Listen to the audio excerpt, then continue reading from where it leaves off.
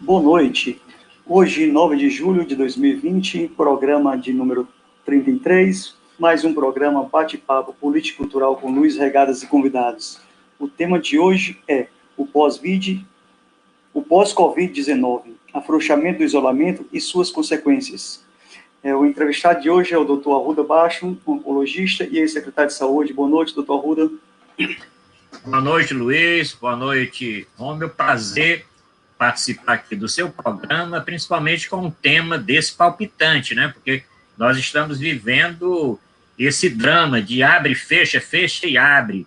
Fecha agora, abre depois. Nós estamos sentindo isso no Brasil todo, né? E, infelizmente, a maioria dos estados tem seguido aí critérios totalmente estapafúrdios, sem menor sentido.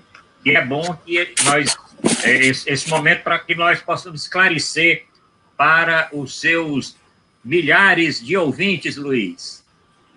Obrigado, doutor Arruda Bacho.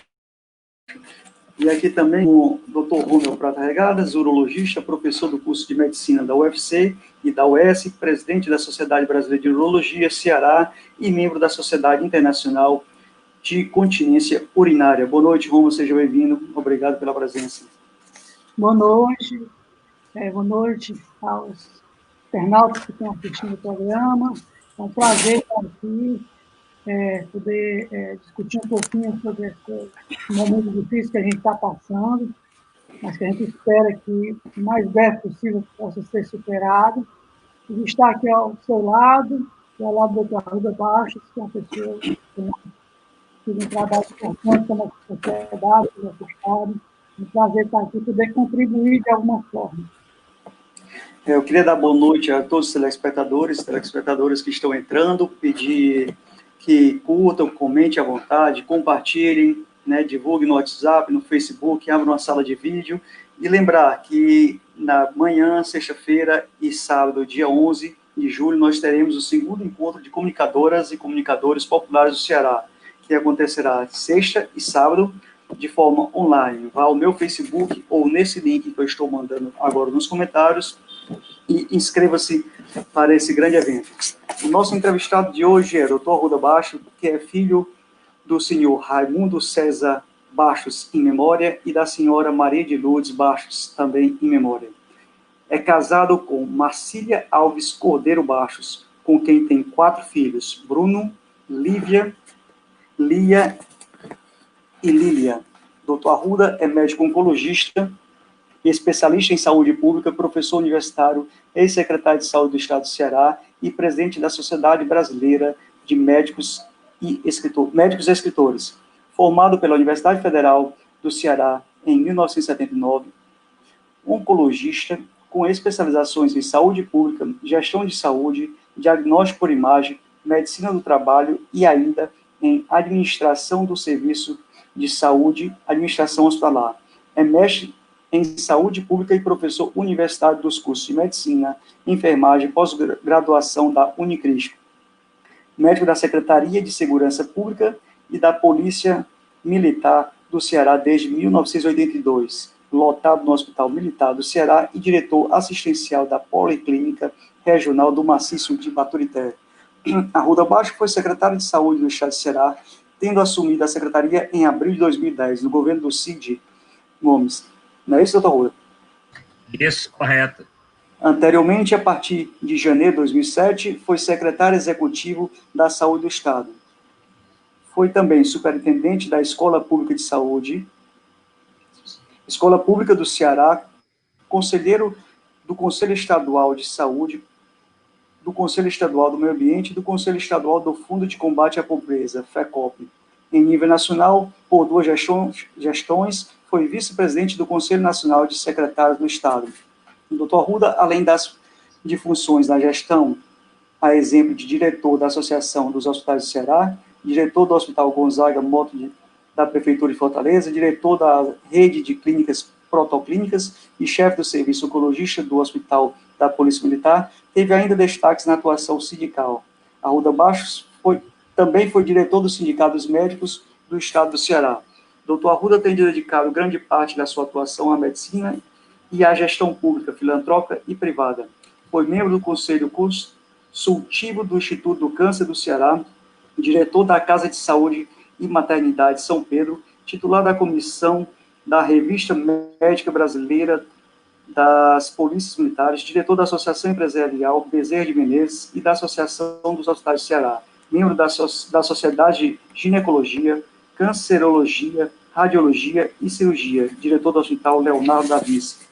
Além de médico, é professor universitário dos cursos de Medicina e Enfermagem do Centro Universitário Unicristo, como tutor e titular da disciplina de Gestão de Saúde. É também um dos coordenadores do movimento intitulado Médico pela Democracia. Dr. Arruda é escritor e atual presidente da Sociedade Brasileira de Médicos Escritores. Sobra-Messi. Seus livros, artigos e crônicas e ensaios estão imortalizados nas antologias da entidade e em diversas outras instituições, jornais, sites, né? E nos livros que lançará ainda este ano. Também merece destaque sua atuação na área da comunicação. É radialista, produtor, diretor e apresentador dos programas Saúde em Dia, na tradicional radiação AM 610, Dimensão Total, programa de televisão TV+. Ainda mantém o blog e o seu perfil, seu portal Arruda Baixo na internet e concorridas páginas nas redes sociais, como Twitter, Facebook, Instagram e YouTube. É detentor da marca e da empresa Arruda Baixo Comunicação. Com esse currículo grandioso, mas só uma parte que está aqui, né? Outra parte, a gente fez só um pequeno resumo. Eu gostaria de começar o programa agradecendo a todos os presentes, pedir novamente que compartilhe e se inscreva na TV W12. Doutor Arruda, como o senhor analisa que está sendo o afrouxamento do isolamento no Brasil como um todo e qual tem sido as consequências desse afrouxamento, desde o estado do Ceará como dos outros estados do Brasil? Obrigado, Luiz. Você citou aí realmente algumas coisas importantes. 41 anos de médico, né? Já atuei em diversas áreas, tanto pública, filantrópica, privada. Você citou o Hospital Leonardo da Vinci, que prestou um grande serviço agora à população aqui do estado no combate à Covid. Eu fui, sim, diretor com o Dr. Boggs, o Hospital do Dr. Boggs, quando nós estávamos tentando abrir o hospital. Depois o estado resolveu assumir agora esse ano e fez muito bem, porque o hospital prestou um belíssimo serviço. Bom, dizer o seguinte, na maioria dos estados, Luiz, esse momento está sendo catastrófico, eu digo que até criminoso, em alguns locais totalmente criminoso. O Ceará se destaca positivamente na flexibilização. Aqui a ciência está andando na frente das decisões políticas e andando na frente até da pressão dos empresários e dos segmentos todos da nossa sociedade.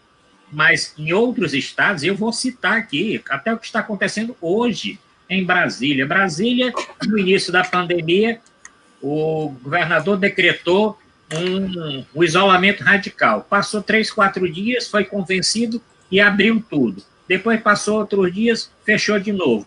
Agora, decretou calamidade pública semana passada e queria abrir hoje academia, comércio, shopping, cinemas e não sei o quê. A justiça teve que intervir, ele teve que recuar, Brasília chegando a 90 e poucos % de ocupação de leitos e crescendo fortemente em número de casos e número de óbitos. Não tem sentido isso. Rio de Janeiro, a mesma coisa.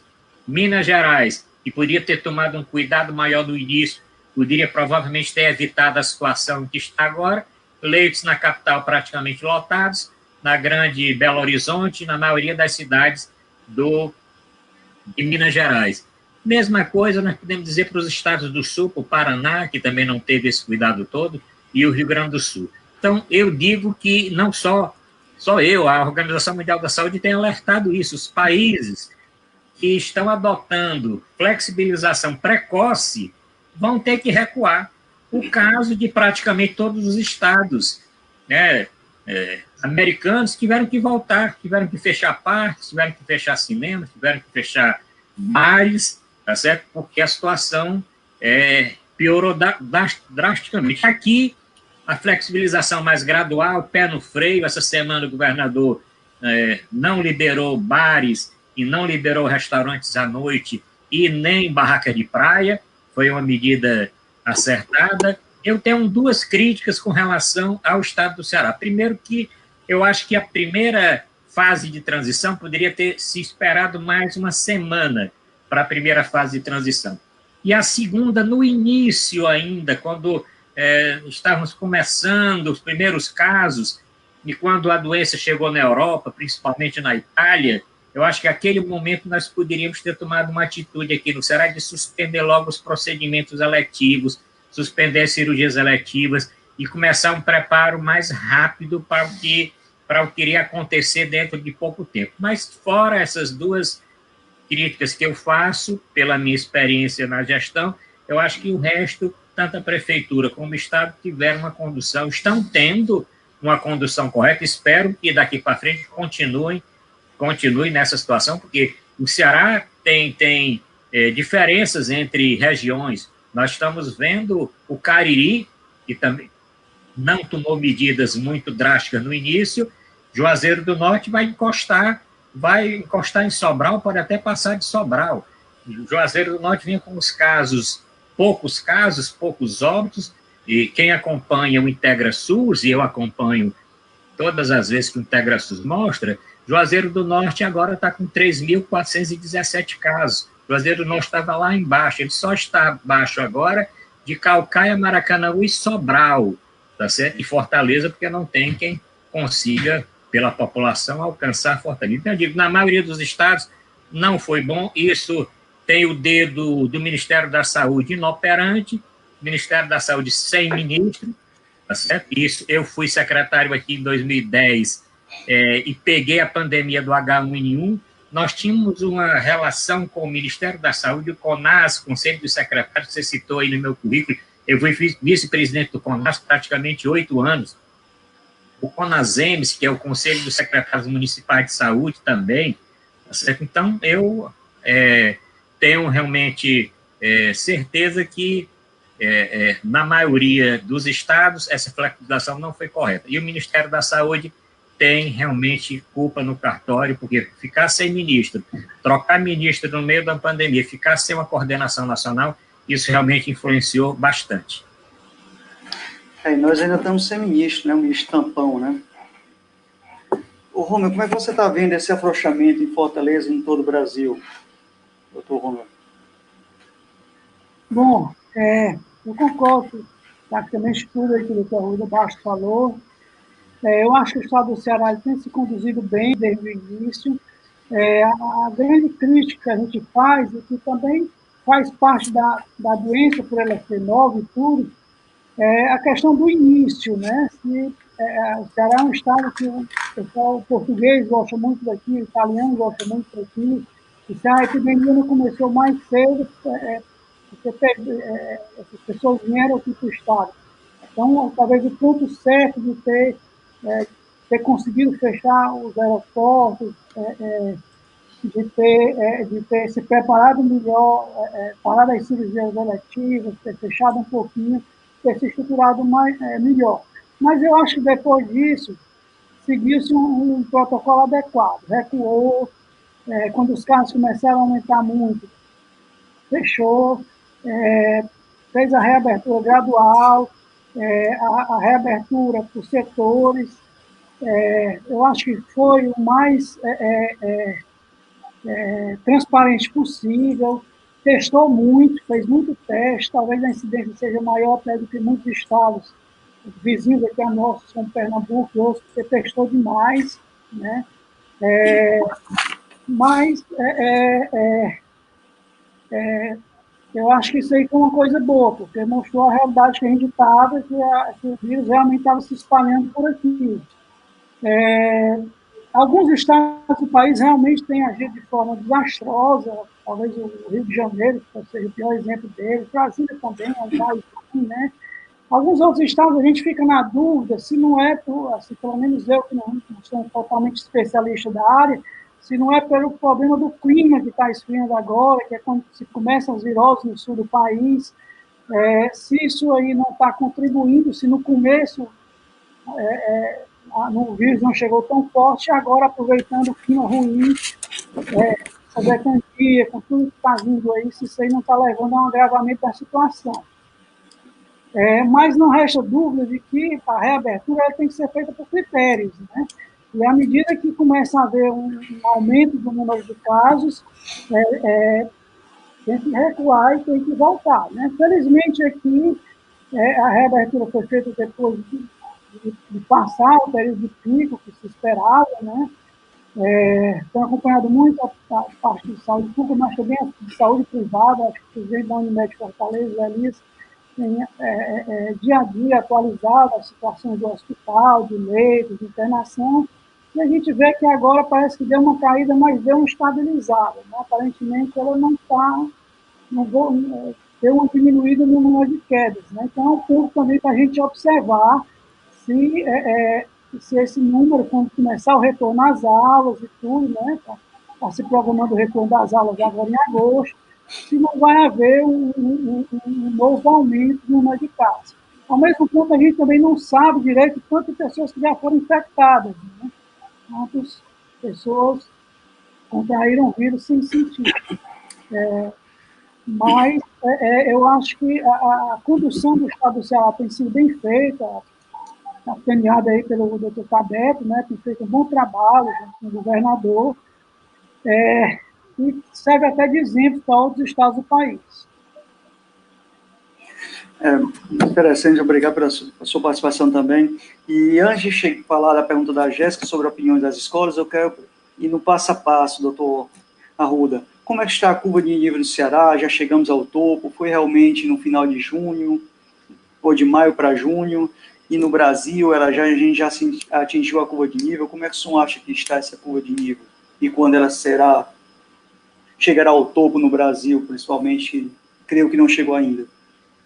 Deixa eu aproveitar e dar os últimos números aí para os seus telespectadores, né? Sim, fica à vontade. Tem um número que vai sair agora, às 20 horas, talvez eu atualize, mas os números das 13 horas do consórcio de veículos de imprensa, porque o Ministério da Saúde deve divulgar agora depois das 20 horas, o Brasil soma 68.355 óbitos pela Covid-19. Então, 68.355. Pelo andar da carruagem, nós vamos ultrapassar 100 mil facilmente. Infelizmente, o Brasil vai chegar a mais de 100 mil óbitos pela Covid-19.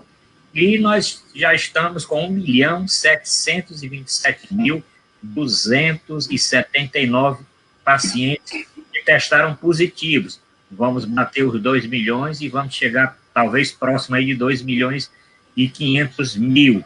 Esses são os números do Brasil. Os números aqui do Fortaleza, o boletim último que saiu, agora às 17 horas e 48 minutos, nós temos no Ceará 131.324 casos confirmados, 6.774 óbitos. Vamos já chegar aos 7 mil óbitos e vamos passar, sem dúvida, não tenho medo, os 10 mil óbitos pela doença aqui no Ceará. Então, respondendo a sua pergunta, nós podemos dividir. Em Fortaleza, sim. Fortaleza, nós alcançamos essa curva, o topo da curva, e a curva continuou, e agora ela está descendo. Ela está descendo com pequenos repiques de um dia para o outro, mas ela está descendo. Romeu falou aí da iniciativa privada, das operadoras de plano de saúde. É importante que a gente observe as duas coisas, o SUS e a medicina suplementar, porque foi assim que a doença chegou no Ceará. A doença chegou no Ceará depois do Carnaval e veio primeiro para onde? Para o Meireles, para a Aldeota, os bairros da Orla Marítima, para os hotéis. O governador tentou fazer um bloqueio dos voos internacionais. A Anatel, a ANAC, melhor dizendo, a ANAC não concordou, ficou inclusive uma disputa entre a agência e o governo do Estado, entre o governo federal e o governo estadual, e isso fez com que o Ceará, logo depois de algumas semanas, começasse a notificar e ter muitos óbitos na iniciativa privada. Os primeiros hospitais a terem lotação, a ter leito de UTI ocupados e ter muita gente nas emergências, inclusive vários hospitais pararam de funcionar as emergências por algumas horas por falta de condição de leito mesmo, de como atender. Então, o pico. Depois, melhorou um pouquinho na iniciativa privada e cresceu no SUS. A doença foi para a periferia de Fortaleza, que é onde ela está hoje, em maior quantidade, decrescendo. Então, Fortaleza, sim, atingimos o pico, um platô, não foi um pico e desceu rapidamente, um platô e está descendo. A região metropolitana atingiu esse platô, esse pico mais tarde e também está descendo. Região norte agora, principalmente Sobral, Camusim, ali Itapipoca, que começou um pouquinho antes, Acaraú, aquela região ali, subindo um pouquinho a serra para Itapajé, alcançou esse pico agora semana passada, está num platô e tende a descer. Região do Cariri, o contrário, a região do Cariri agora está subindo, não atingiu ainda esse platô, não atingiu. Da mesma forma que o Brasil é irregular. O que nós estamos observando é uma coisa diferente do Brasil e de outros países. Nós estamos observando que a doença em outros países, também não tão continentais como o Brasil, a doença subiu, atingiu esse platô e desceu. Esse platô não foi muito longo. Agora não, com relação aqui o Brasil, não. Nós temos um platô, tá certo? Não está subindo como todo o Brasil, mas está se mantendo com crescimento em algumas áreas e diminuição nas outras. Então, o Brasil está um platô, uma linha reta, tá certo? Ainda não começamos a descer. Por isso que é muito importante que não se flexibilize na hora errada, tá certo? Não se flexibilize na hora errada. Você citou aí, Romeu citou o Rio de Janeiro. Realmente, Rio de Janeiro é fora de linha, né? Tá certo? Porque Rio de Janeiro, o governador teve aquela operação da Polícia Federal, ele desapareceu do mapa. Trocou o secretário, botou outro secretário, trocou de saúde e botou outro secretário agora, né? O prefeito, infelizmente, não tem, né, tratado realmente, abriu até jogo de futebol, tá certo? Quando é que nós vamos ter um jogo de futebol, um estádio ao lado, tendo um jogo de futebol no Maracanã e as pessoas ali na UTI, muitos morrendo e tendo jogo de futebol, aí jogo de futebol sem público. Aí jogo de futebol, você está assistindo com os colegas na rua, está assistindo... Os bares lotaram lá para ver os jogos. Nos bares, ontem mesmo, que foi a final lá da Taça Guanabara, que foi o Fla-Flu, que o Fluminense ganhou nos pênaltis, aí quanta comemoração teve em cima dos torcedores do Fluminense. Então, é isso, não é só não ter pessoas no estádio. Ontem mesmo à tarde, jogadores do Flamengo testaram positivo, tá certo? Então, não é uma coisa para se abrir agora. Da mesma forma que nós vamos depois falar a respeito das escolas, tá certo? Também não é a hora para abrir escola agora. Como também não é hora para abrir nada que não seja essencial. Vamos flexibilizar com calma, vamos flexibilizar percentualmente. E outra coisa, orientar que as pessoas do grupo de risco, essas pessoas não estão autorizadas a entrar em flexibilização de nada, é preciso dizer isso. As empresas não podem exigir que as pessoas do grupo de risco voltem ao seu trabalho, mesmo as empresas que estão com 100% de sua capacidade agora, essa semana, autorizadas a funcionar, essas empresas têm que colocar as pessoas do grupo de risco, ou idosos, ou portadores de alguma comorbidade, alguma doença e tal, para trabalho em home office, trabalho em casa. Isso não foi flexibilizado. E o decreto do governador reza exatamente isso. Eu tenho recebido muitas das vezes ligação, porque, como você citou, eu também sou médico dessa área, sou professor dessa área de medicina do trabalho, inclusive na própria Unicristo também, eu tenho uma cadeira que é de medicina do trabalho, e eu dou assessoria a algumas empresas e conversei com os empresários. Olha, a sua empresa foi autorizada agora a trabalhar com 100%, mas os trabalhadores idosos e do grupo disso, eles vão continuar na casa deles, tá certo? Encontre uma forma deles trabalharem de home office na casa deles, não vão voltar. Deixa a situação melhorar mais. Então, respondendo, o Brasil como um todo, nós não estamos ainda descendo, estamos no platô. Alguns estados descendo, mesmo em regiões distintas. A doença realmente começou de forma irregular. Concordo com o Romeu quando ele falou com relação ao clima. O sul do país agora está apresentando temperaturas, inclusive abaixo de zero, em Santa Catarina, temperaturas baixas. Isso vai fazer com que a doença, não só a Covid, mas o H1N1, as doenças respiratórias de uma forma geral cresçam naquela região, mas isso já era previsto. Na época do H1N1 foi uma coisa mais ou menos parecida. Tá certo? Começou também alguns estados e quando chegou no sul, a situação foi bastante agravada por causa do clima. Então, Luiz, não atingimos ainda a solução no Brasil. O Brasil, nós ainda temos aí um longo caminho, por isso que a minha previsão é exatamente essa que eu citei com relação aos números. Eu não tenho errado com relação a esses números. Errado aqueles que no início diziam que a doença ia causar 800 óbitos. 800 óbitos, nós vamos chegar a mais de 100 mil e muitas pessoas dizem que não iam chegar a 1.000. Isso é impossível de você, no Brasil, achar que nós íamos ter menos de 1.000 óbitos, quando em todos os países onde a pandemia passou, tá certo? Nós tivemos muito mais do que isso, tivemos 10 mil óbitos, 20 mil óbitos, 30 mil óbitos, no Brasil nós poderíamos enfrentar. E a doença serve para mostrar realmente uma chaga da nossa sociedade, que é a desigualdade social, né? Se você for estratificar as pessoas que estão nessa linha de maior número de óbitos, você vai encontrar realmente uma grande parte de pessoas que estão na classe C, D, as pessoas realmente mais pobres, mais carentes.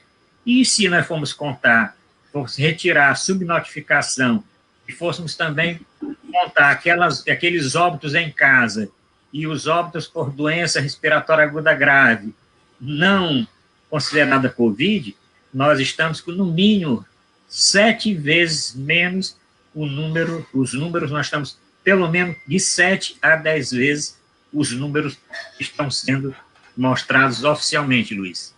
Doutor Arruda, o senhor, em 2010, foi a época do H1N1, né, e era secretário de saúde. Qual a diferença que o senhor vê daquela época para a época de hoje, da Covid?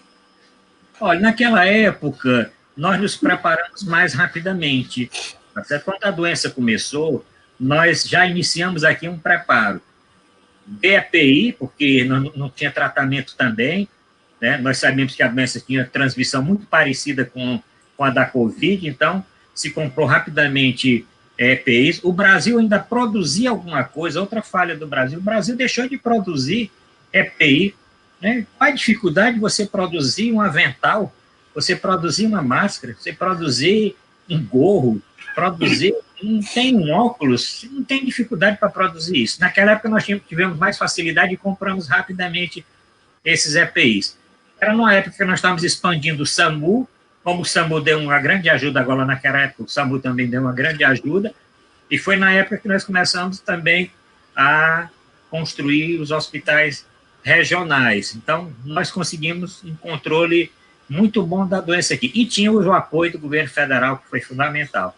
O governo federal ditando aí as normas, as diretrizes maiores, e os estados tranquilos, seguindo aquelas normas. Não existia disputa política, tá certo, entre o governo federal, os governos estaduais e os municípios. Nós não tínhamos, naquela época, disputa por medicamento, não tinha ninguém prescrevendo um medicamento específico para uma doença, quer dizer, as entidades que representam os profissionais de saúde, as entidades médicas, o Conselho Federal de Medicina, a Associação Médica Brasileira, as associações de especialidades, todo mundo trabalhou de forma conjunta e nós conseguimos vencer a doença sem grande dificuldade. Agora, essa disputa política também atrapalha muito, porque quando você coloca política no meio da saúde, da gestão de saúde, as coisas não dão certo. Então, infelizmente, o que está acontecendo agora é que se politizou muitas ações de saúde, como a flexibilização, como o uso de cloroquina, como o uso disso, como o uso daquilo, ministro que caiu porque era a favor do isolamento e o governo não era, ministro que caiu porque não quis assinar portaria para liberar medicamento e o governo queria. Então, isso é totalmente diferente da minha época. Então, não posso nem criticar alguns gestores que estão com alguma mais dificuldade, porque realmente não tem essa orientação geral. E se nós formos ver a legislação do SUS, a legislação do SUS fala em comando único. Comando único é o seguinte, cada nível de governo tem um comando único. Quem é o comando único do SUS no Brasil não é o presidente, é o ministro da Saúde. Quem é o comando único do SUS no Estado é o secretário estadual, não é nem o governador. Quem é o comando único do SUS no município é o secretário municipal, não é nem o prefeito. Se prefeito, governador e presidente escolhem secretários, ministros competentes, tem que deixar que os técnicos resolvam o problema e não fazer intervenção. Aqui no Ceará, na minha época, eu quero dizer que nunca sofri uma intervenção, nunca sofri uma pressão do governador Cid Gomes, nem do seu gabinete, para qualquer coisa que não fosse dentro dos princípios, das normas, dos princípios organizativos do Sistema Único de Saúde. Obrigado. Ô, Rômulo, como é que você avalia a diferença entre as duas doenças, entre a Covid-19 e o H1N1? Você também participou do SAMU naquela época, né? Eu acho que não sei qual foi bem o ano que você foi do SAMU, se foi 2010, foi antes ou foi depois?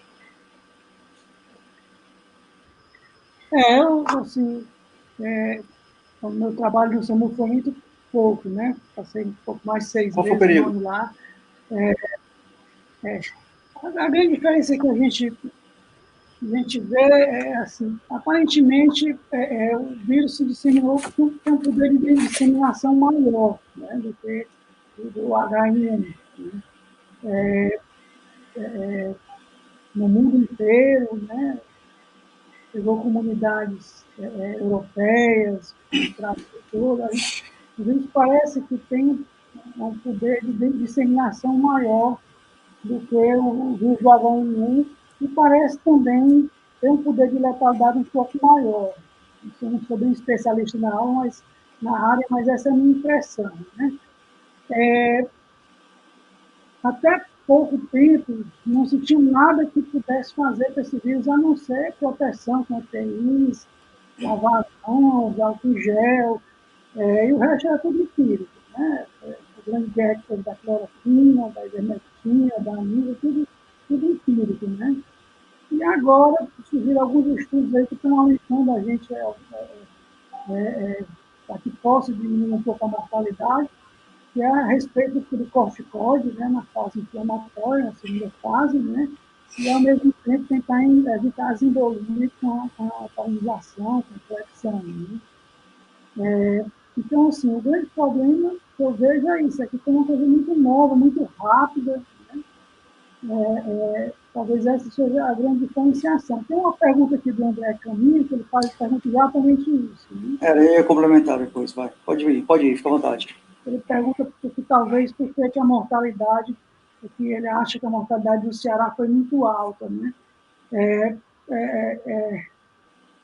Tem um pouco de subnotificação, mas subnotificação eu acho que aqui talvez tenha tido menos do que em outros estados, mas talvez seja mais para o lado que o Dr. Arruda Bastos falou, do acometimento da população mais pobre, com dificuldade de acesso, né?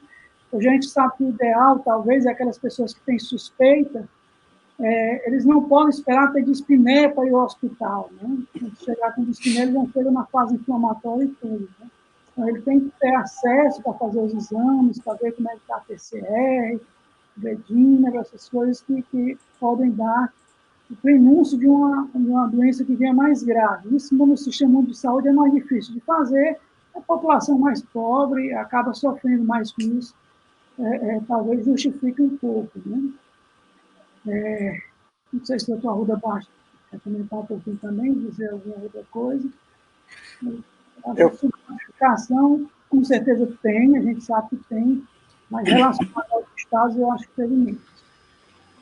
Eu queria saber também de vocês aí, do Arruda Bastos também, os dados, como é que estão nossas UTIs, nossos leitos, enfermarias, tanto na cidade de Fortaleza, como no estado do Ceará, como todos, vocês têm alguma ideia? Doutor Arruda, que é mais ciente dos números, olha diariamente. As UTIs em Fortaleza, principalmente, caíram, né? Nós chegamos a ter abaixo de 70% de lotação, de leitos ocupados. Em algumas outras cidades, não. Mais alto, Sobral, nós chegamos a ter 100% de ocupação, e se o governo não cresce os leitos em Sobral, nós íamos ficar sem leitos para atender os pacientes que necessitassem de UTI. Estamos alcançando isso na região do Cariri, porque Cariri não é só Juazeiro, é Juazeiro, Crato Barbalho. Então, nós temos Juazeiro, Crato Barbalho e Brejo Santo pressionando, né? E o hospital público maior é o Hospital Regional do Cariri. Inclusive, eu tive a honra de construir e inaugurar o Hospital Regional do Cariri. Conheço muito bem o Hospital Regional. E o hospital, praticamente hoje, ele se transformou no que o Hospital Leonardo da Vinci aqui se transformou, num hospital para atender os casos de Covid. Com relação à letalidade, a letalidade do estado todo está 5,2, está bem acima, realmente, de uma média assim, mundial, tá certo?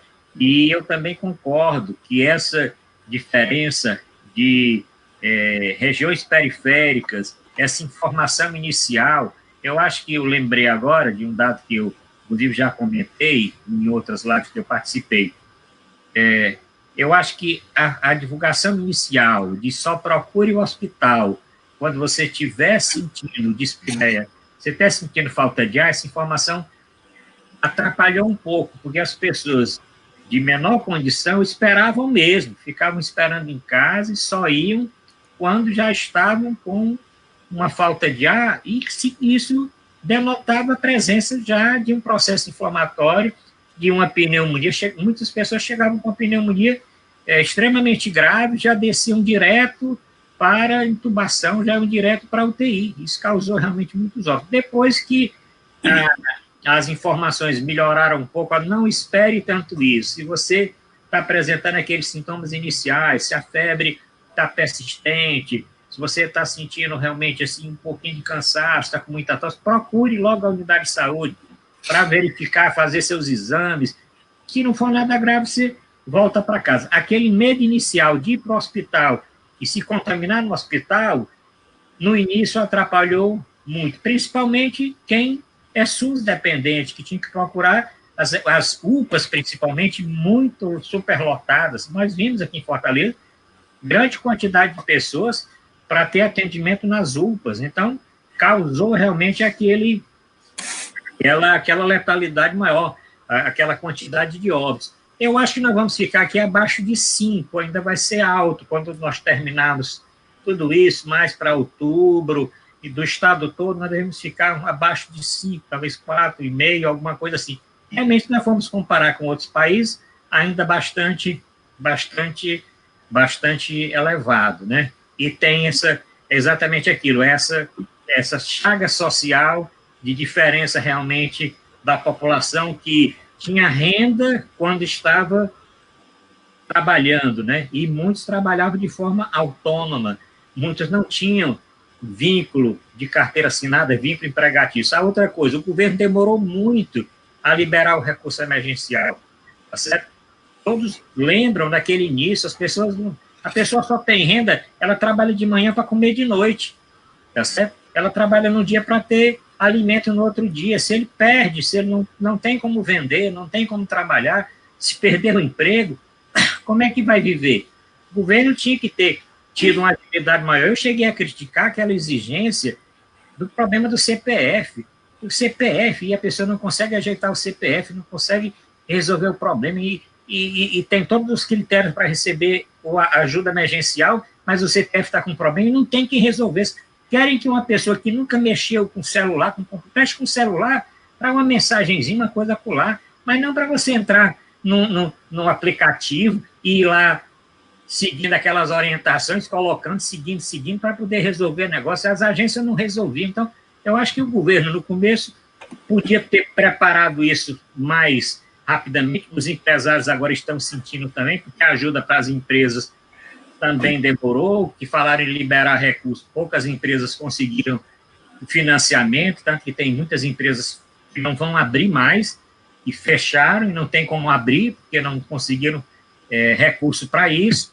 Então, eu acho que essa letalidade está por conta exatamente dessa dificuldade da nossa sociedade. Era um problema que era meio escondido, era um problema social, que ficava escondido. Quando chegava nas informações de emprego, de pessoas desempregadas, o desemprego caiu. Você ia olhar na coluna, caiu como? Os autônomos, né?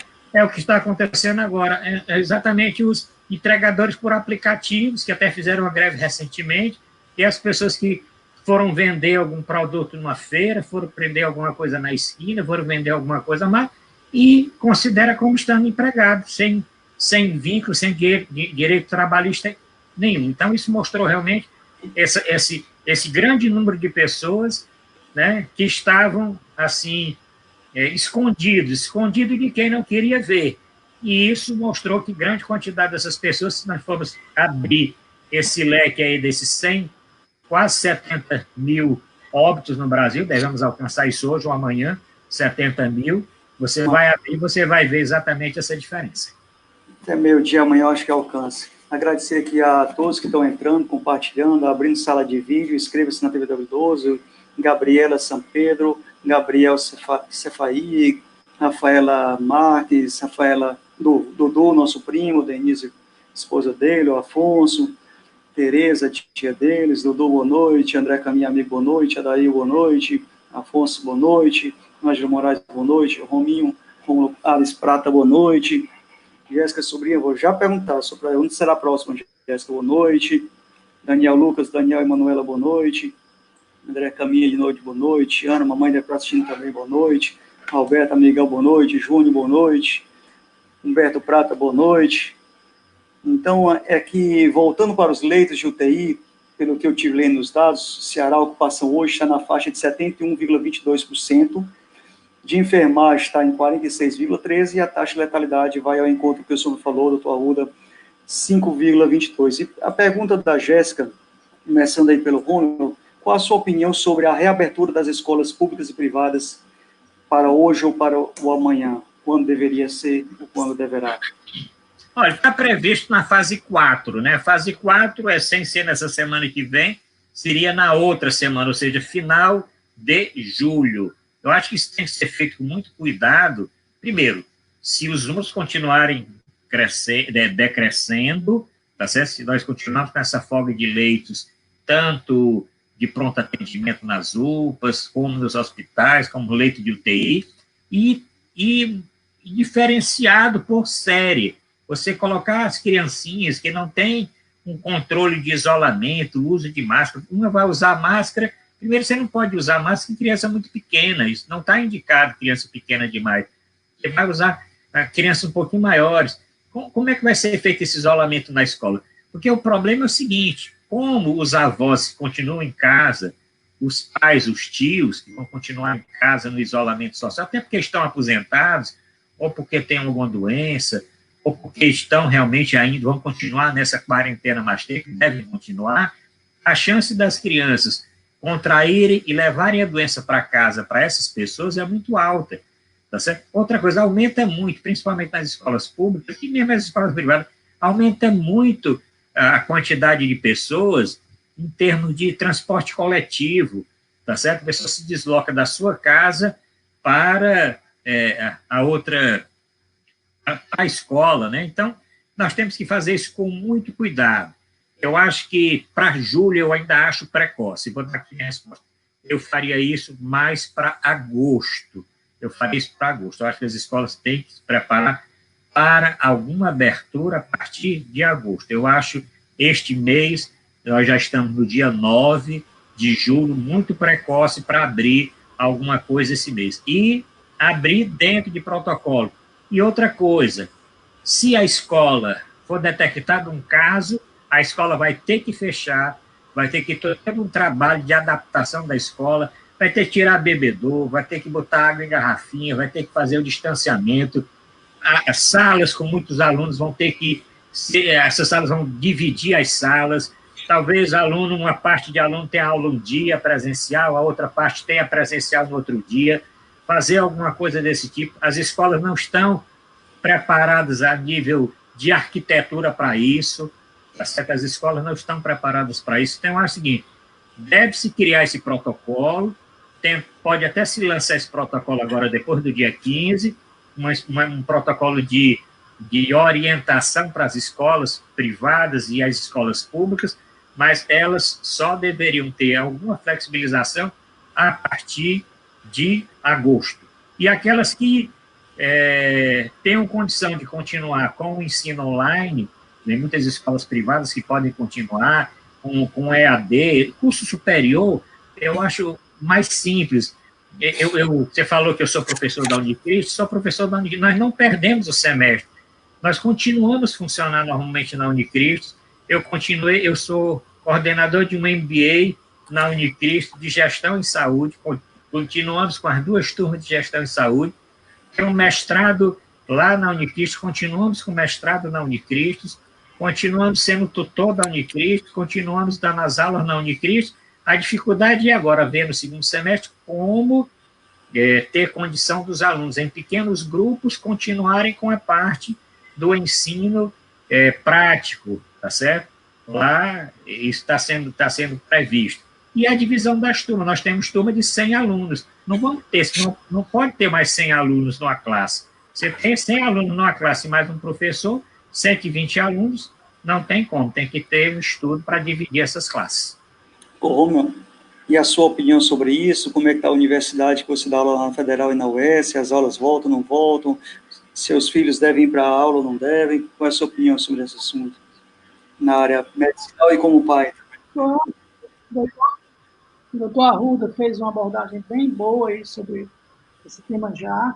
É muito complicado, porque criança ela é assintomática, né? Então ela pode ter uma coriza, uma gripe leve ali, a gente não sabe se ela está com a rinite ou está com vírus.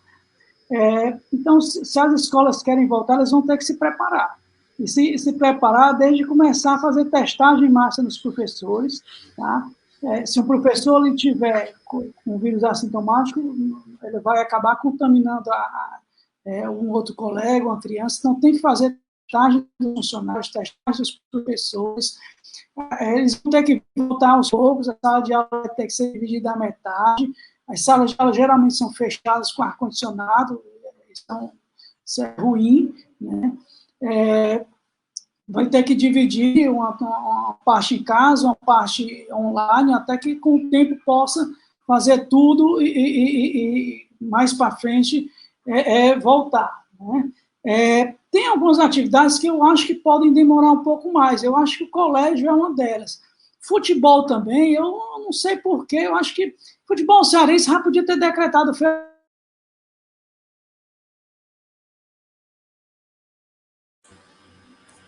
Eu acho que o Rômulo travou um pouco. Vamos... Alô? Eu acho que ele deu uma travada, doutor Arruda, isso. Ele deixou uma travada. Vou aproveitar aqui negócio de futebol. Eu concordo com o Rômulo. Não tem por que você voltar a futebol agora, nesse momento, tá certo? Não tem por que voltar a futebol nesse momento, tá certo? Então, pode esperar um pouquinho. Outra coisa, os protocolos. Eu participei, inclusive, dos protocolos. Eu sou muito amigo do Zé Maria Filomeno, faz até um programa comigo também pela internet, e ele é ligado ao Sindicato dos Atletas Profissionais. Ele conversou comigo e eu conversei por tabela com o doutor Roberto da Justa, que é um médico infectologista muito conceituado na cidade, e coloquei os protocolos dos atletas para que ele desse uma estudada. E ele até participou de uma videoconferência com os atletas daqui do Ceará, mostrando que tem muita coisa para se fazer antes de você flexibilizar exatamente os jogos de futebol. Eu concordo com o Rômulo, nada que não seja super essencial deve ser flexibilizado agora. O que for possível você retardar um pouquinho mais, você vai retardar com segurança. Nós não podemos correr o risco desse negócio de sanfona. Fecha, abre. É péssimo isso. Você abre, as pessoas voltam para o trabalho, depois você fecha, volta para casa de novo. Isso é pior do que você ficar um pouquinho mais em casa e quando liberar com segurança, essa flexibilização do Estado, primeiro libera 20%, depois libera 40%, depois libera 80%. Foi muito correto essa gradação. Você vai flexibilizando aos poucos. Eu acho que nas escolas a mesma coisa. Você tem aqui um colégio, tem várias séries, vamos liberar primeiro a série tal série, passa um tempo, depois vai liberando as outras. E tem que existir um protocolo. Os colégios vão ter que ter uma adaptação, não pode continuar. Nós estamos, as pessoas batem muito isso, mas é um novo normal mesmo. Uhum. Hoje depois do dia 18 de março, hoje é a primeira vez que eu saí realmente para uma atividade profissional. Hoje eu saí. Eu posso até botar foto mais tarde para você ver como é que eu saí. Parecia um astronauta. tá entendendo? Certo? Eu me sentia um astronauta e tinha que usar dessa forma mesmo, porque o vírus, embora tenha diminuído essa transmissão, mas o vírus continua circulando. Então, vamos fazer as coisas com calma. Então, Romeu, voltando aí, quando você caiu, você estava falando do futebol. Pode retornar, por gentileza? Isso, então, assim, tem algumas atividades que eu acho que poderia... O pessoal tem que entender que isso aqui é um ano completamente atípico, né? E não é porque certas atividades não vão acabar, que não vai se acabar, né? Então, não é porque é um campeonato cearense que não vai se acabar, não vai até a final, esse ano vai acontecer, o futebol cearense vai se acabar por causa disso. Decreta logo o Ferroviário campeão, ninguém vai ficar chateado, e começa o Campeonato Brasileiro em agosto, que vai ter, né, para os clubes talvez fossem até um pouco melhor. Falta um comentário só a respeito da universidade, né? Na universidade pública, a gente está com um pouco mais de dificuldade, porque muitos estudantes não conseguem ter uma internet boa, né? Então, eles, diferente... E os professores, às vezes, né, também. Muitas vezes os professores, você vê que eu estou aqui, a internet caiu, né? E aí, às vezes, o aluno vai assistir a aula pelo celular, né? Então, é um pouco mais complicado. As universidades públicas, tanto a UES como a UFC, elas decidiram por parar o semestre, né? Então, a gente está sem atividade desde então. E aí está aguardando a retomada da aula para retomar os semestres, né? Mas tem que entender que realmente é uma nativa, esses estudantes têm pais em casa, né? Se foram para a sala de aula, às vezes moram em apartamentos com os avós e tudo, e se você sair para assistir aula, vai se contaminar, né? Então tem que ter um momento certo realmente para tornar. Uma coisa que o pessoal acha é que o vírus desapareceu, né? Baixou e que está liberado, mas não é assim, né? Tem que ir com calma, né? Uhum. E agora entrando na área da prevenção, tipo de tratamento, e como o Humberto também perguntou, que é o protocolo. Acho que do Covid, qual é o melhor período de fazer o exame, qual o tipo de exame mais adequado, quando procurar o hospital, né? Doutor Arruda, começa, por gentileza. Bom, eu acho o seguinte, agora que nós já conhecemos um pouco mais a doença, a orientação deve ser o seguinte: se você começou a apresentar sintomas gripais, teve febre, pode procurar o sistema de saúde, vá no posto de saúde mais próximo, vá na UPA mais próxima, e você vai ser atendido com tranquilidade. Lá vai fazer o exame, uma anamnese, quem sabe um exame laboratorial, se for necessário, um exame radiológico do tórax, vai ver como é que está o pulmão, vai receber toda a orientação, vai ficar cadastrado e vai, se for para casa, vai, se precisar ficar 24 horas em observação na UPA, fica, se precisar internar no hospital de menor complexidade, interna. Eu acho que o que está valendo em termos de prevenção, aí não mudou muito não, mudou só uma coisa, que eu também critico, foi que nós poderíamos ter lançado logo de início o uso das máscaras de forma mais efetiva para a sociedade. Ficou aquele negócio de maior, mas não tem, acabou nas farmácias, até os hospitais tinham dificuldade de comprar máscara cirúrgica, o governo teve dificuldade de uma máscara que custava centavos, passou a custar R$100, R$80 uma máscara, uma coisa absurda, né? Podia ter surgido logo a orientação, vamos fazer de tecido de 2 camadas, você chega em casa, você lava, importante, eu acho inclusive que a flexibilização, mesmo onde ela foi desordenada, só não prejudicou enormemente a transmissão, não aumentou a transmissão de forma muito acentuada, por causa do uso de máscaras. Hoje eu saí, como eu falei pela primeira vez, fui prestando atenção na parada de ônibus, fui prestando atenção dentro dos carros, fui prestando atenção onde eu fui, todo mundo usando, uns ainda querem me botar a máscara no queixo, pensando que está protegendo alguma coisa, mas a maioria usando a máscara protegendo o nariz e a boca. Então, aquele conselho inicial foi importante, de como lavar as mãos. Nós não sabíamos lavar as mãos, pensei que lavar as mãos era lava assim, não, lavar daquele jeito que todo mundo fez, a palma, tal, os dedos, a ponta dos dedos, a punha. Pois é, isso foi fundamental. Eu acho que isso aí foi um grande saldo, a população aprender a lavar as mãos. Segundo, essa discussão com o isolamento também foi importante, mas a máscara foi um pouco mais tardia, podia ter sido mais inicial. A própria Organização Mundial da Saúde também demorou, ficou aquela discussão, tem que ser uma máscara cirúrgica, tem que ser uma máscara própria, tem que ser uma máscara de não sei o quê. Nós observamos que a máscara feita de tecido, se você tem o cuidado de trocar com frequência, se você chega em casa, lava, tem cuidado, não pega na frente, usa direitinho, ela tem um valor extremamente importantíssimo com relação à prevenção. Com relação ao exame, é outra coisa. Tem pessoas que não estão sentindo nada.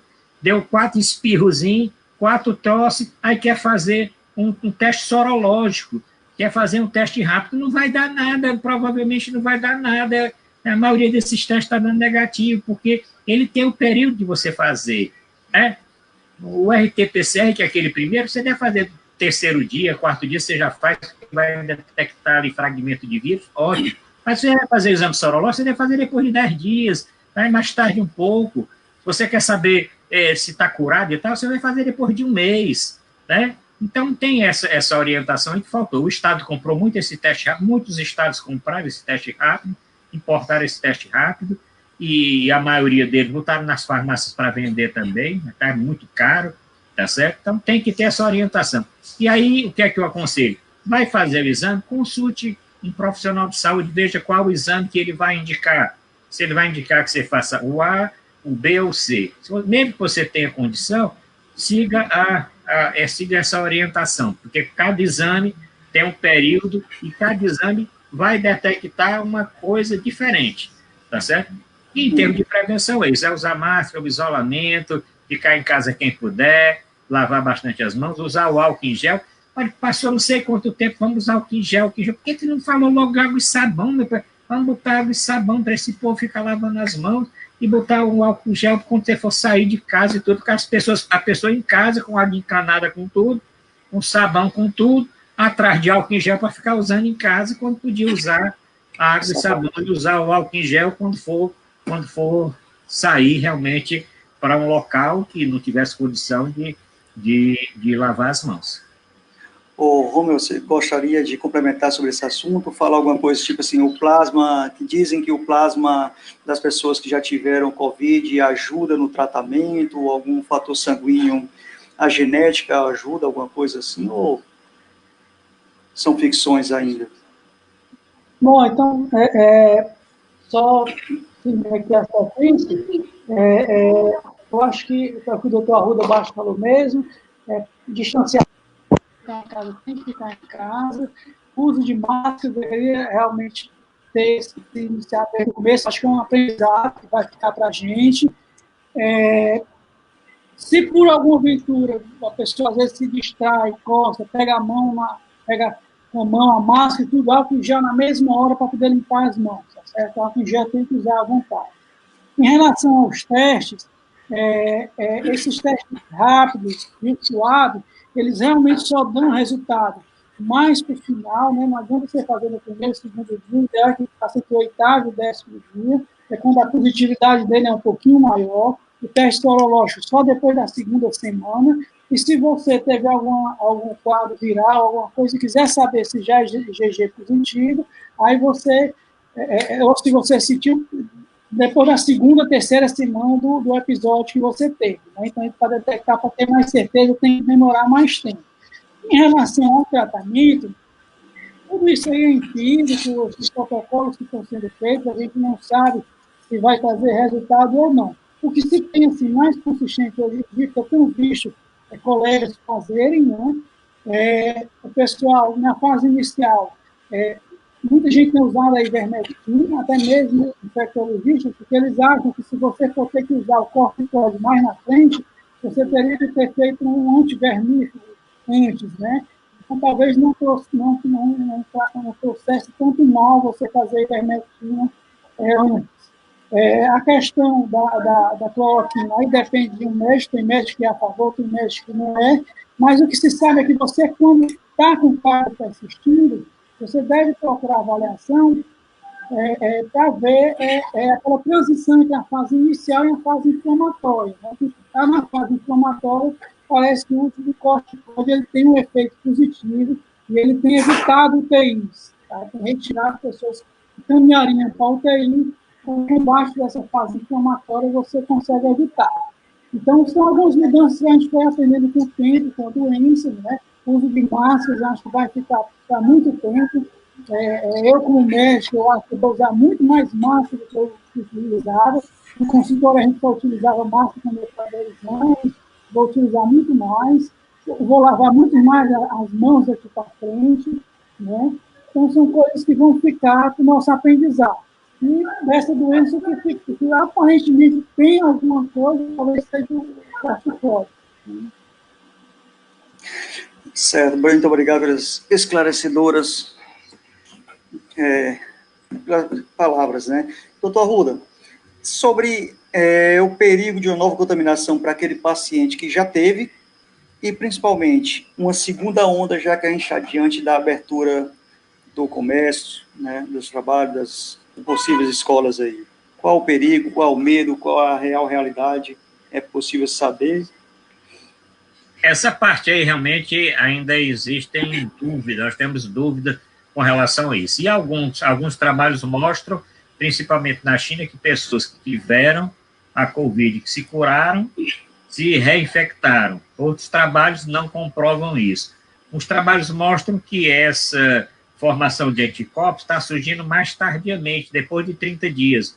Você faz essa dosagem até mesmo para usar o plasma de pacientes curados para tratar pacientes graves, e isso começou a ser feito, até em São Paulo fazia isso, como também anticoagulante, quer dizer, existem muitos medicamentos que foram utilizados, inclusive, inicialmente no Brasil. Quer dizer, você utilizar medicamentos anticoagulantes para você tratar Covid grave, isso foi feito e tem alguns resultados, tem bons resultados. O uso de corticoide há muito tempo se usa no Brasil. Tem um trabalho que confirmou a sua eficácia realmente nos pacientes de Covid, os pacientes que estão hospitalizados, né? O uso de plasma, a mesma coisa. Com relação à imunidade, aí é que está o problema. Dois problemas que nós estamos vivendo. O problema da vacina e essa discussão com relação à imunidade. A doença deixa realmente o paciente imune, o paciente só vai ter aquela vez, ou esse nível de anticorpos ele vai cair e o paciente pode adquirir novamente a doença, como outras que existem. Isso não tem uma resposta definitiva, não tem um trabalho que seja definitivo. Tanto que nós aconselhamos, mesmo que você tenha tido, que você tenha anticorpos, use máscaras. Ninguém está dizendo, você teve, está curado, cai na vida, vai embora, vai para onde você quiser. Ninguém está orientando isso. Está orientando, faz de conta que você não teve. Você vai continuar, até mesmo que você pode ser um vetor de levar na mão, de levar no chaveiro do seu carro, de levar na sua bolsa, de levar na sua roupa para dentro de casa. Se você sai, você tem que ter todo cuidado quando voltar. Inclusive, eu critiquei o governo do Estado nesse aspecto da flexibilização das empresas, porque não envolveu o SESMIT das empresas, o departamento médico das empresas, a CIPA das empresas. Nenhuma empresa convocou a sua CIPA, nenhuma empresa convocou o seu engenheiro de segurança, o seu médico do trabalho, o seu enfermeiro do trabalho para uma reunião para discutir como ia acontecer esta volta ao trabalho e qual a orientação para que o trabalhador tivesse ao sair de casa e ao voltar. Ele tem que ter o cuidado no caminho do trabalho, todos aqueles cuidados de isolamento, de uso de máscara, de lavar as mãos, de roupa, e quando volta, principalmente, você tem que praticamente ficar sem roupa na entrada da sua casa. Você tem que lavar roupa todo dia, você chegar em casa tem que ir direto tomar um banho, você tem que deixar seu calçado do lado de fora. Isso é verdade, porque você pode trazer da rua, tá certo? Na roupa, nos objetos, na sua pasta, tá certo? Em qualquer parte do seu corpo, a doença. Então, você chegando em casa, essa orientação, eu, inclusive, fiz várias videoconferências no começo da flexibilização para várias empresas, alertando também isso que eu não falei na parte inicial. Então, com relação a essa parte imunologia, ainda existe dúvida, da mesma forma que nós não sabemos qual grupo vai chegar primeiro nessa fase 3, concluindo que a vacina ela tem eficácia, tá certo? E ela não causa dano ao paciente. Ele é eficaz, eficiente e não causa dano ao paciente. E isso vai precisar, as pessoas dizem, a vacina no próximo mês está pronta. Não tem como no próximo mês. A maioria dos estudos estão iniciando a fase 3. Fase 3 é fase de testagem em massa. E você não testa num dia e tem o resultado no outro. Vamos já perguntar sobre as vacinas aí. Então, pronto, depois a gente fala sobre essa é a próxima pergunta. Deixa eu pedir a opinião, desculpa aí, pedir a opinião do Romeu sobre essa fase 2, aí, o perigo da nova abertura da segunda onda e da nova onda de contaminação para quem já teve. O que é que você acha? Acha que é possível ou não? E sobre a segunda onda no Brasil e no mundo aí da doença? Isso é muito difícil a gente dizer. Realmente não tem estudos consistentes que falem se você... até quanto tempo você vai poder prevenir a doença, né, com a sua resposta. Alguns estudos mostram que 60 dias, 90 dias. Então, assim, não se sabe muito disso. Há alguns estudos saindo mostrando que, como os anticorpos são desenvolvidos mais tarde, poderia ter mais tempo. A esperança que a gente tem é que demore um pouco mais para quem já ter essa imunidade, que espere o tempo de surgir a vacina. Né? Essa é a grande esperança de todos nós. Né? Eu acho que o Ceará pega em cheio, né? Muito caso em Fortaleza, muito caso no interior agora, na região norte, na região sul. Então, a esperança que a gente tem é que não venha uma segunda onda forte, né? E vem uma segunda onda que dê para ser manuseada, que dê para ser contornada, com leitos de UTI, com prevenção, e que a segunda onda, na verdade, ela aparece em estados que tiveram os primeiros casos e aqui estão tendo, na realidade, uma onda maior. Né? Eu vi uma reportagem do jornal também, do Jornal do Nordeste, recentemente, que ele achou que já tinha tido até uma primeira onda no mês de março, a segunda onda no final de março, né? Mas a esperança que a gente tem é que não venha mais uma onda tão forte como veio anteriormente. Que a gente possa manter a UTI aí em 70%, 80%, com os protocolos mais novos, com as UPAs mais secas, menos pacientes, os pacientes possam ir logo lá, possam fazer a avaliação. Eu acho que o grande segredo dessa doença é você tratar cedo, sabe? É não deixar complicar. Tá? Não ir para o hospital com falta de ar. Então, diagnosticar ela na fase inicial que você possa combater e evitar. Então, acho que esses conhecimentos que a gente tem adquirido possam evitar que tenha uma grande nova onda, né, mais à frente. Certo, obrigado aí. Doutor Arruda, as duas perguntas finais agora chegando, agradecendo a todos que estão assistindo aí o programa, compartilhe, se inscreva no TVW12, no YouTube, no Facebook, também se inscreva no Instagram do Dr. Arruda Bastos, Dr. Romeu Regadas, né, que eu acho que deve ser aberto, se não tem o da urologia, que é aberto dele, né, Dr. Arruda vai dizer também as redes sociais dele para se inscreverem. Sigam e compartilhem as nossas redes e ajude a gente a crescer para ter mais programas como esse. Perspectiva da vacina chinesa, a chinesa vai ser testada agora, né, talvez a partir do dia 20, dia 13 começa as inscrições para quem quiser se inscrever para ser cobaia dos testes, vai ser feito pela Universidade Federal de Minas Gerais, com apoio do Butantan. Qual a vacina virá para nos salvar a humanidade, ou pelo menos para amenizar tanta dor de tantas mortes, milhões e milhões de mortes já foram. Eu diria que já caíram mais de não sei quantos mil aviões, se cai um da Chapecó, a gente fica comovido, então temos que ficar comovido com as milhões de mortes que estão acontecendo. Não é momento, infelizmente, para alegria, mesmo que algumas lives venham para a gente distrair, mas não precisa também ficar eufórico diante da televisão, bebendo como se fosse uma micareta. Essa é a minha singela opinião. Perspectiva com as vacinas, com o nosso futuro, para com os... vivemos uma vida tranquila no quesito saúde, como era antigamente. Bom, Luiz Edgardo, eu vou dizer bem claramente, eu acredito que essa vacina realmente para deixar essa tranquilidade, só no segundo semestre do próximo ano. Eu tenho essa visão. Você não produz uma vacina, não coloca vacina para utilização com menos de 3 anos, 4 anos. Essa vai sair antes, tá certo? Porque, por exemplo, as vacinas chinesas, elas começaram já a ser estudadas em janeiro. A doença já começou a ter o estudo, já começou a estudar outra coisa. Os chineses não estão inventando uma vacina, estão usando mais ou menos aquele feijão com arroz de como se faz a vacina. Como é a vacina da gripe, como foi a vacina que chegou H1N1, tá certo? Essa vacina que está sendo testada aqui no Brasil e em outros países. Aí pergunta, por que testada no Brasil? Porque o Brasil tem muitos casos, ainda vai ter muita doença pela frente, é um local ótimo para fazer teste.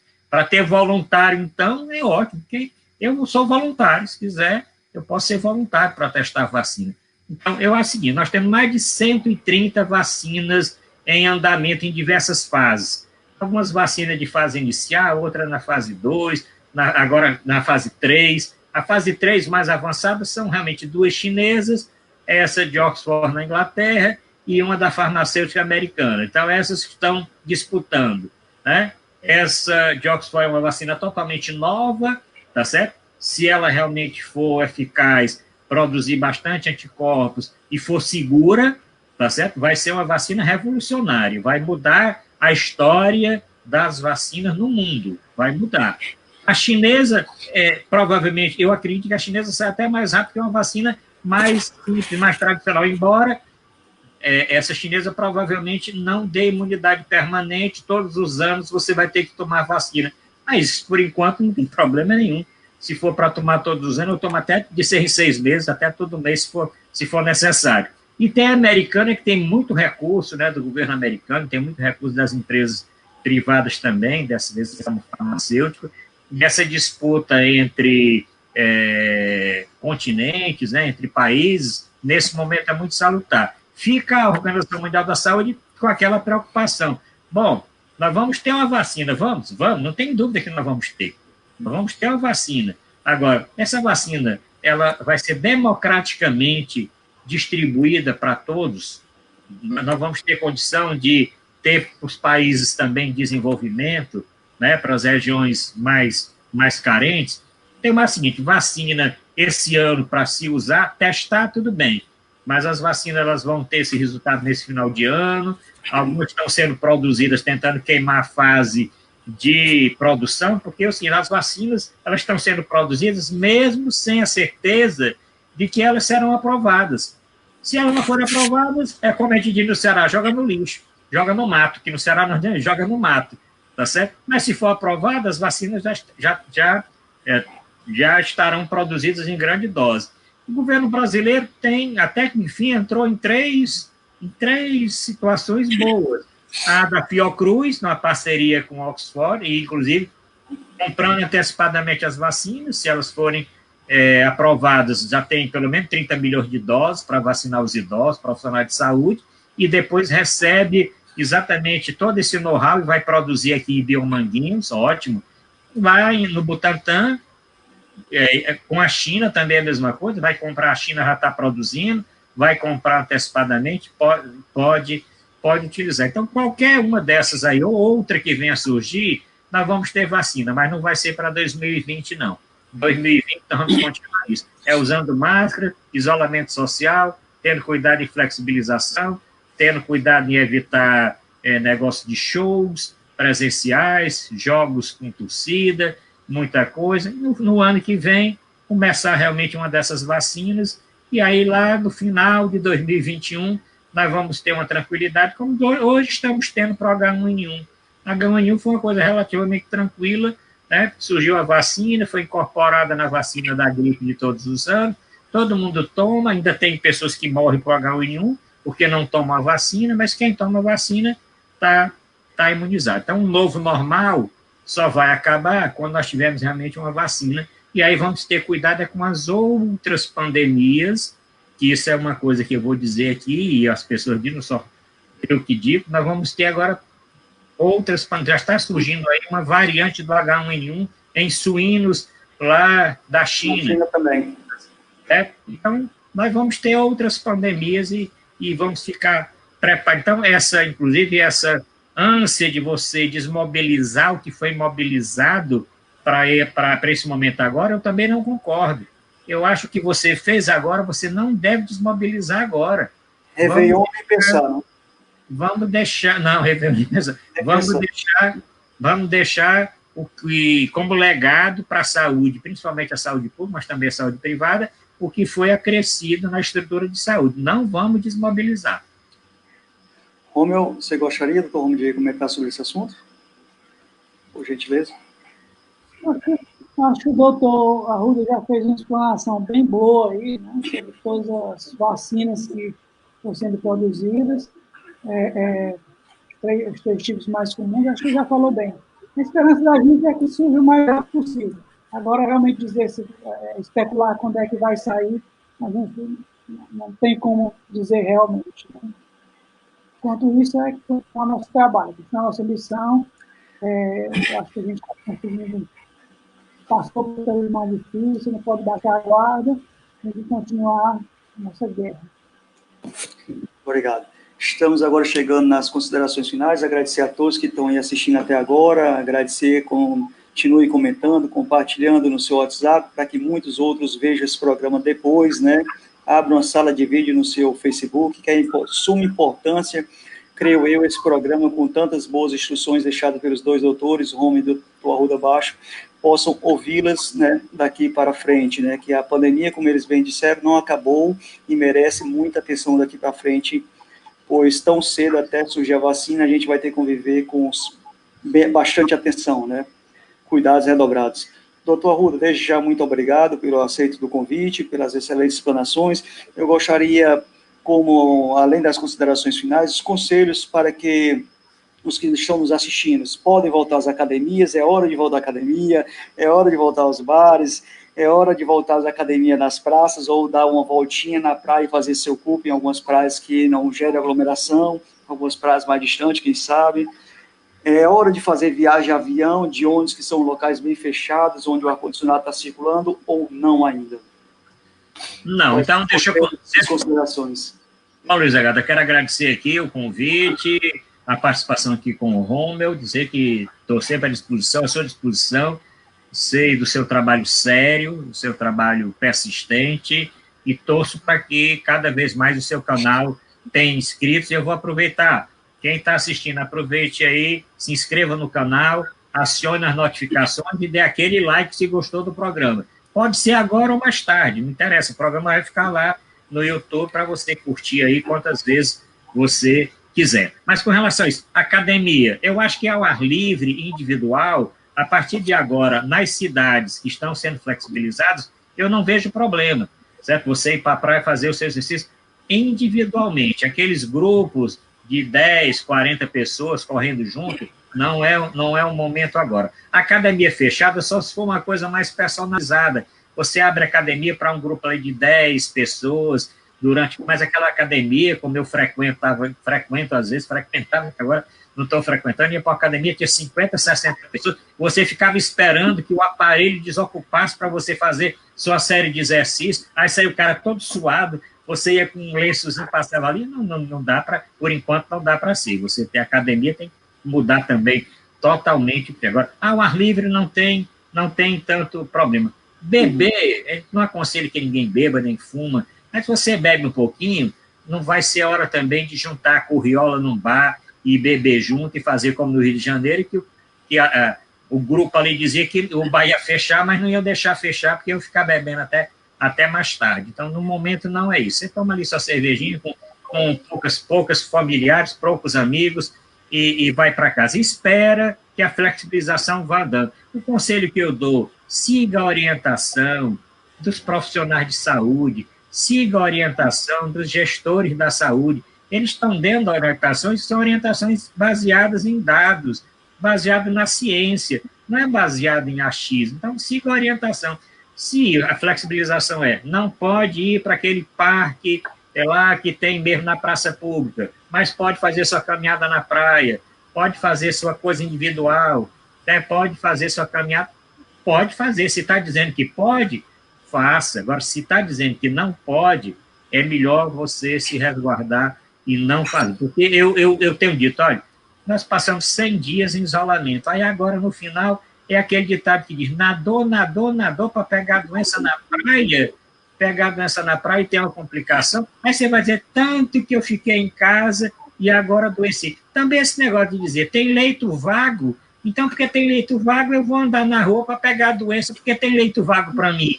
Ah, meu Deus, tem leito vago. Pode ter leito vago e eu não ter uma resistência suficiente para combater a doença, e apesar de todo o leito vago, de toda a assistência, eu posso ter uma complicação e posso até morrer, tá certo? Então, as pessoas dizem, eu estou aqui preso em casa. Eu tenho dito, a pessoa não está presa em casa, a pessoa está livre de pegar a doença.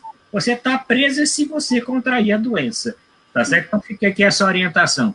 Continua valendo lavar as mãos, continua valendo usar máscara, continua valendo isolamento, para pessoas idosas, portadoras de doenças, comorbidades principalmente, e seguir a orientação dentro do que a gestão de cada cidade determinar.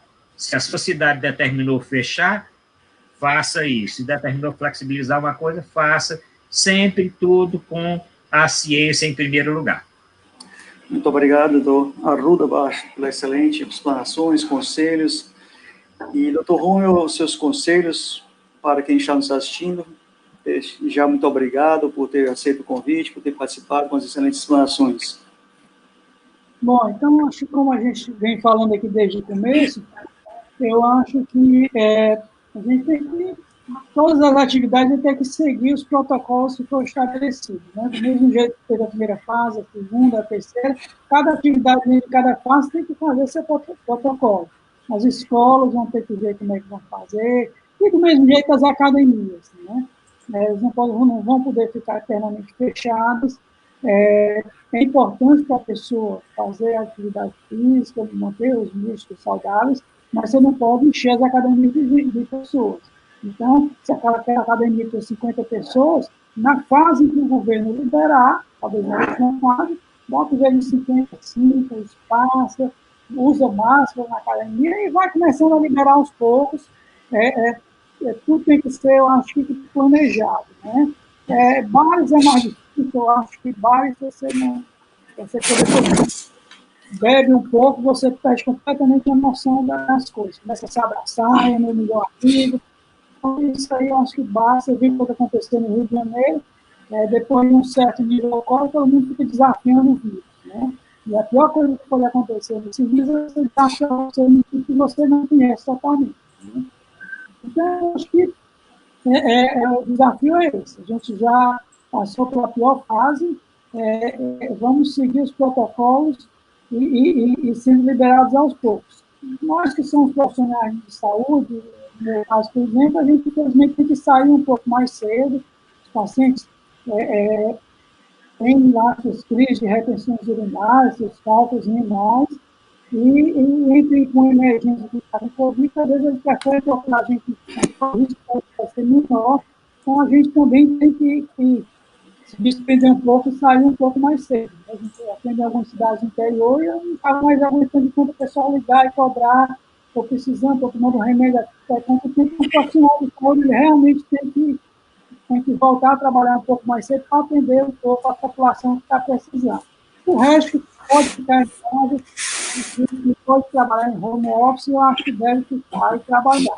Queria agradecer o convite, espero que tenha contribuído de alguma forma, porque o vídeo não é minha especialidade, mas espero que seus ouvintes tenham aproveitado um pouquinho aqui e tenham tido um pouquinho de aprendizado com o que a gente pôde debater hoje aqui. E agradecer ao doutor Arruda Bastos também, eu acho que eu que aprendi muito com ele hoje, uma pessoa que já serviu muito ao nosso Estado, ainda está seguindo, é sempre bom participar de debates com o senhor. Obrigado. Romeu, foi excelente, vocês dois contribuíram bastante para o nosso telespectador, né, e para os que irão assistir ainda, com toda certeza que possam aprender, né, com a aula que vocês deram sobre saúde pública, né, e para tirar a dúvida daqueles que ainda mantinham alguma dúvida, ou para aqueles que são teimosos e continuam saindo. Então, mais do que nunca, vocês disseram, permaneçam em casa, aos que puderem, aos que são do grupo de risco, se saírem, mantenham todas as prevenções possíveis, dentre elas, distanciamento, use a máscara, entre outras.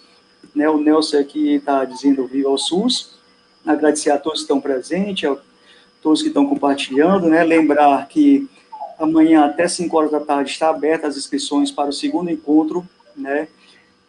De comunicadoras e comunicadores populares do Ceará, que acontecerá na sexta-feira, dia 10 e sábado à noite, né? Ou sexta à noite, né, a partir das 7 horas, e sábado pela manhã, a partir das 9. Entre nesse site aí, busque conhecer quem são os palestrantes, quais são os temas, né?